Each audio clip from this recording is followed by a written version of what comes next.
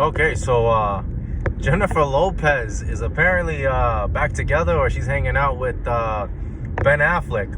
I had to make a video on this because this situation is so hilarious to me. I'm not gonna get into whether A-Rod was cheating on her, and he probably was, right? But obviously JLo is one of these women that can't be alone, and we all know the type of girl, right? We know the girl that she's always in a new relationship, right? She's always in love. She goes from guy to guy. They're serial daters. They go from guy to guy to guy to guy to guy. Right? Every guy is the one. Everybody's their soulmate. Everybody, you know the story, right? That's not even what this video is gonna be about. Funny part is the article I read. It said something like, "Oh, that Jennifer Lopez didn't hook up or whatever, or go out with Ben Affleck until it was officially over with A-Rod."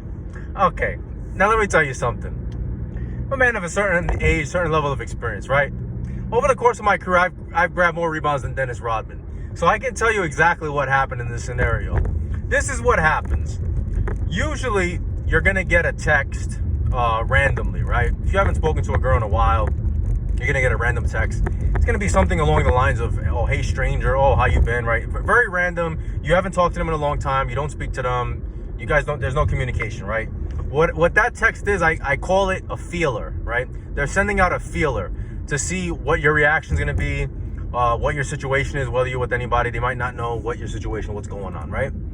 So they might actually still, more than likely, they're still in a relationship with the person that they're with, right? But they're getting ready to transition out of that relationship or just start the cheating process, which will eventually lead into them leaving the person, because they're not going to leave the person until they have somebody else lined up. That's usually what happens. You get that message. Once you get that message, you already know what time it is. If you haven't spoken to this person in a while and communication was completely cut off, you already know what time it is, right? I've seen the movie a million times.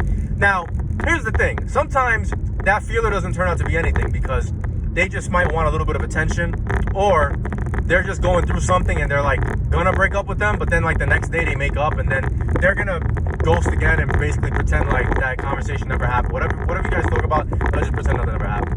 So then, when these situations happen, like, there's always overlap. Like, it doesn't just happen out of nowhere. Like, oh, they broke up, and then, oh yeah, then she called him out of the blue, or he called her.